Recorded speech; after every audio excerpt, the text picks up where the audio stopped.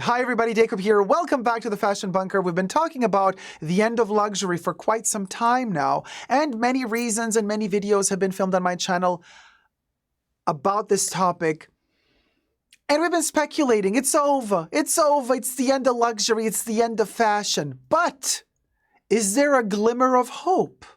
Is there still a chance for fashion and luxury in the good way? Well, apparently, maybe there just might be, depending what a judge rules in the case Chanel versus What Goes Around Comes Around. So apparently, What Goes Around Comes Around has delivered a clapback at Chanel after Chanel has won almost all, I think all the accounts on which they were kind of doing the suation against What Goes Around Comes Around. And I've made several videos on this particular lawsuit, so you can go check those out for all the deets. But in short, what happened was, well, What Goes Around Comes Around has several brick and mortar stores as well as an online consignment store. They sell, pre-loved stuff, including Chanel. And Chanel did not like the fact that in New York City, really close to Spring Street, really close to the Chanel boutique, there is a What Goes Around Comes Around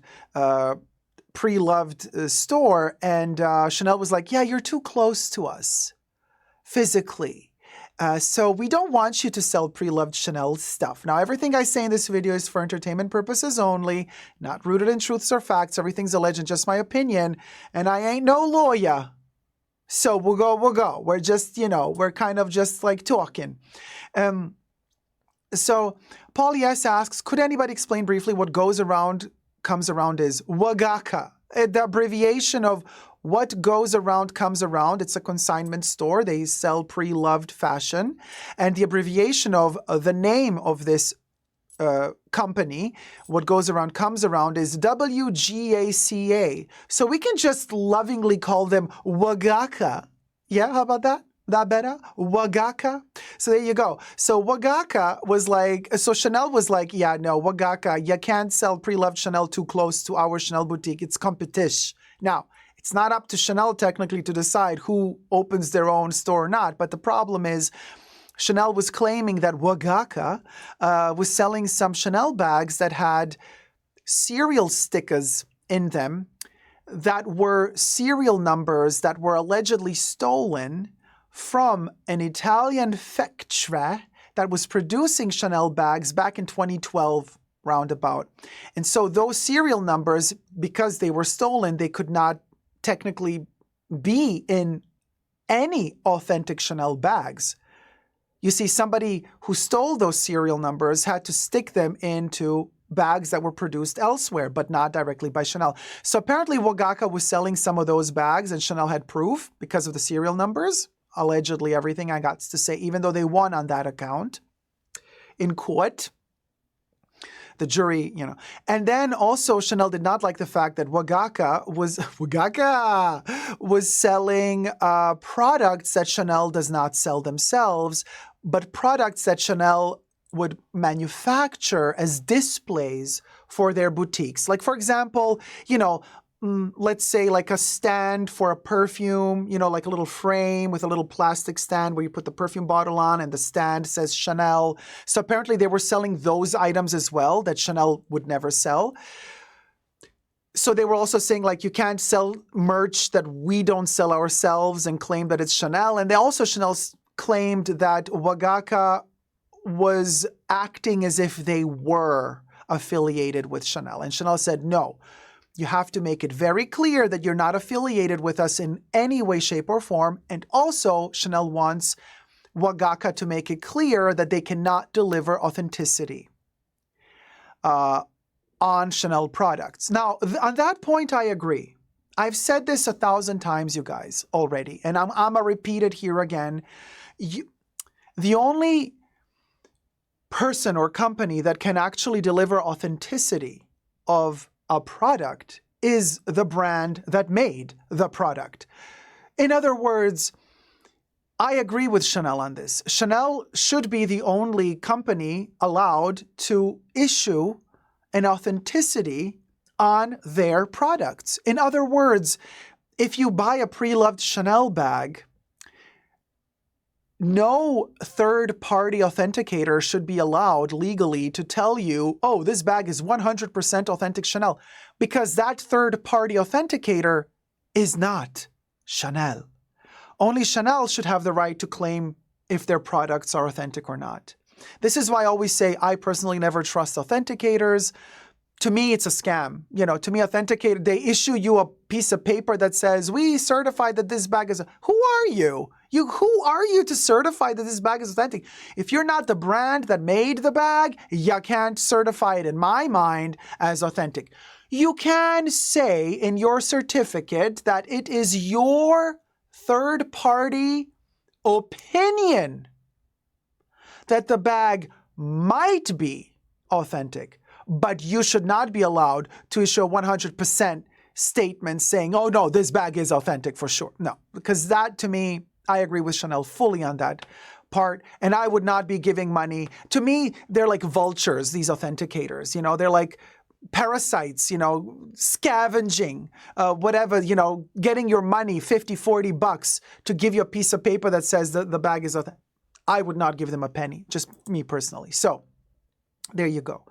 But here's the clapback. And now before we get to the clapback that WGACA, because Chanel asked for an injunction, Chanel asked, no, we actually don't want you to sell our products anymore if you're going to use our logo, you know. They don't want them to even use the logo. And now WGACA is fighting back. But before we get to that, subscribe to my channel if you haven't already. Thumb up this video if you're enjoying it. Push the join button next to the subscription button. Become a member today. Gain access to extra perks. Thank you to my members and patrons who have already pledged. This video is being filmed live in front of a live virtual audience. Hello to my co-chattors. So, as Yahoo.com reports, what goes around comes around claps back at radical Chanel injunction. Now, less than a month since Chanel asked a New York federal court judge to block luxury resale site What Goes Around Comes Around, lovingly named WGACA, from using the label's trademarks or altered goods on its website, WGACA has asked that injunction be denied. In a brief filed just this week, WGACA asked the court dismiss Chanel's bid for an injunction because it says the luxury brand has not been harmed by its resale of Chanel products. WGACA also said the decision to award Chanel $4 million in statutory damages was enough compensation without the addition of the injunction. In other words, Chanel is like, we got an injunction on y'all's, and we want $4 million. Thank you very much. Boy, oh boy, this after Chanel was also dealing with the Real and wanting, damages from the Real as well as they took them to court. It smells to me like Chanel is like not earning the money they used to be earning. So they're like trying to collect nickels wherever they can. And yes, for Chanel, I do believe $4 million are nickels. But still, they're like, $4 million. Ka-ching! Thank you, WGACA. But WGACA is like, well, we'll go. Here's your $4 million. But like, don't block us from selling pre-loved Chanel items, basically, is the gist of it. Now, the dispute stems from a suit filed by Chanel against WGACA in 2018, which alleged the retailer sold counterfeit bags and display-only items. Display-only items are the ones I explained to you, like, trays with the Chanel logo on them, containers for Q-tips, stuff like that. Flankers, testers, stuff like that. Samples that are not for sale, stuff like that. The luxury brand also said WGACA implied affiliation with Chanel through marketing efforts such as coupon codes and social media posts when no such relationship existed. And here we go back to what I've been telling you since a while now. Try using the hashtag, no, don't do it. But a lot of people who use the hashtag Chanel on Instagram, their posts get deleted for infringement of copyright, third-party copyright. Yeah. Don't spell out Chanel on Instagram, even if you're not a reseller, even if you're just your own private citizen, having your own private profile, posting photos of your private collection that you enjoy owning, that you enjoy wearing. A lot of people have been having issues lately, including yours truly, by posting a photo that you took of your own stuff that you bought with your money at Chanel, and then you write hashtag Chanel underneath, and then Instagram takes away the post because they claim copyright infringement. Ask yourself why that happens. Enough said. A multi-week jury trial was held in New York federal court earlier this year, with a unanimous verdict coming down on February 6 in favor of Chanel, finding WGACA guilty of trademark infringement, false association, and unfair competition. Evidence against WGACA included handbags with voided, stolen Chanel serial numbers, point-of-sale items, and altered or repaired Chanel products. Now, following that decision, Chanel requested a permanent injunction that would prohibit WGACA from using Chanel logos or other marks for anything other than identifying authorized items for sale. The luxury maker requested that authorization come in the form of prominently posting photographic evidence of Chanel serial numbers of the items WGACA sells on its site, as well as posting an authorization disclaimer. Chanel also asked the court to order the reseller to recall any items sold to consumers or wholesalers since March 2018 that could be considered unauthorized or infringing on trademarks. I mean, this is insane. I mean, a lot of this makes sense, but a lot of this also is a little bit much. Now, here's what WGACA has to say to fight back. In its brief, WGACA said that evidence in that case actually shows the retailer did not act willfully to sell unauthorized items or engage in any other infringement. The resale site said it was unaware of the counterfeit nature of the Chanel bags in question, including those bearing serial numbers stolen from a supplier factory in Italy back in 2012. WGACA went on to say that it was also unaware of Chanel's prohibition of the sale or distribution of point-of-sale items until this litigation. Fair enough. You know, you could claim you didn't know. But still, I don't legally, you know, saying like, oh, I sold a fake, but I didn't know it was a fake. Well, that doesn't change the fact that you sold a fake. You know what I mean? So like I always tell you guys, law and morals, two different things. In some cases, the law of today matches the morals of today, but in many instances, the morals of today have nothing to do with the law. Just be very aware of that when we talk about topics like these.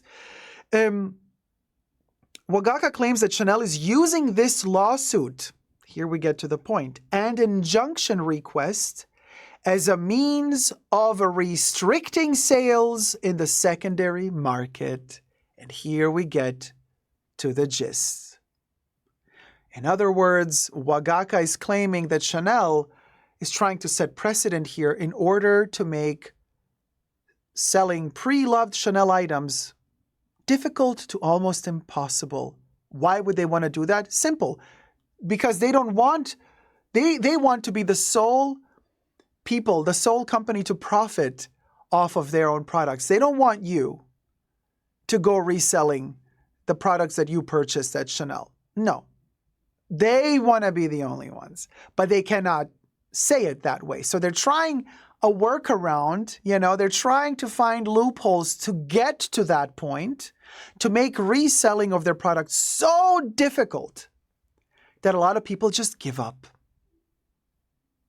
That's the strategy here. It's a long-term strategy. This is just my humble opinion. Okay, this might not be the truth, but it's what I sniff out here. So WGACA claims that Chanel is using this lawsuit and injunction request as a means of restricting sales in the secondary market, which has exploded in recent years. According to estimates from global management consulting firm Ben & Company, approximately $49.3 billion worth of second-hand luxury products were sold worldwide just in 2023 alone. And the luxury resale market has roughly doubled in size over the last 4 years, now equivalent to 12% of the new luxury goods market value. I'm like, Chanel, You don't want people to just jump on the secondhand market? Well then, baby, how about you lower your prices and you allow regular folk, the aspirational customer, to purchase your baglets again? Then maybe they won't be looking for your baglets on the secondhand market. Just a thought, Chanel, you know. I'm no genius in math. I can barely count 2 plus 2, but this seems to be a no-brainer to me. But we'll go.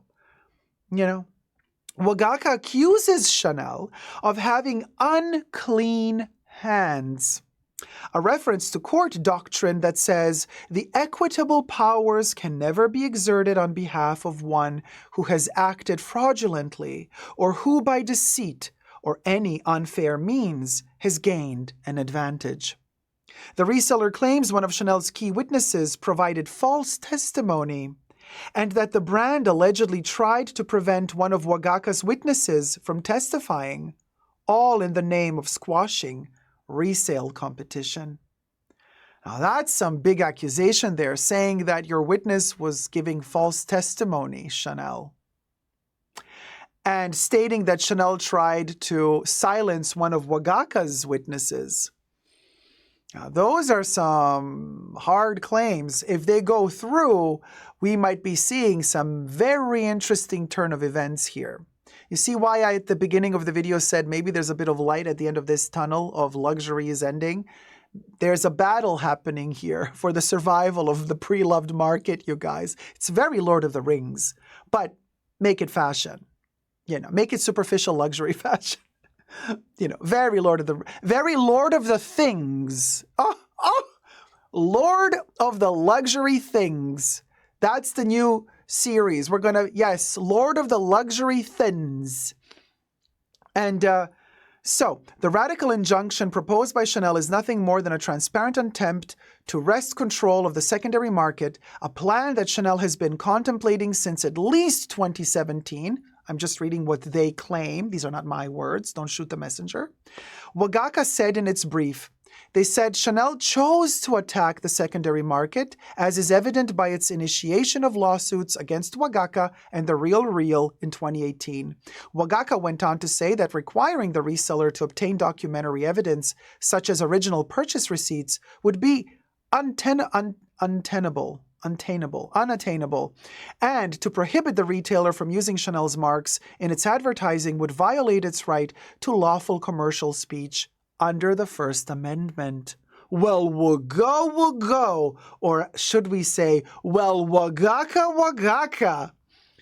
WGACA concluded by saying enacting this extreme injunction proposed by Chanel goes far beyond what is necessary and is clearly intended to terminate WGACA's ability to sell any Chanel goods, and continued that the injunction would not only devastate its business, but would chill the second-hand industry as a whole.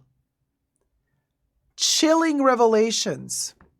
Well, WGACA.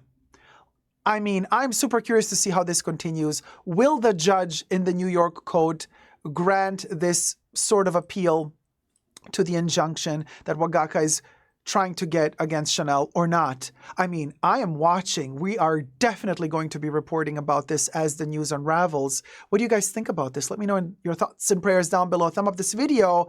Kev says in the chats, maybe the judge would just get annoyed by their pettiness and mandate both companies to stop selling Chanel in New York. Oh, Kev, you always have the most genius comments. Could you imagine if the judge just tells Chanel, listen, Linda, we good. Okay? You're exaggerating with your prices anyway, cha. WGACA, fine.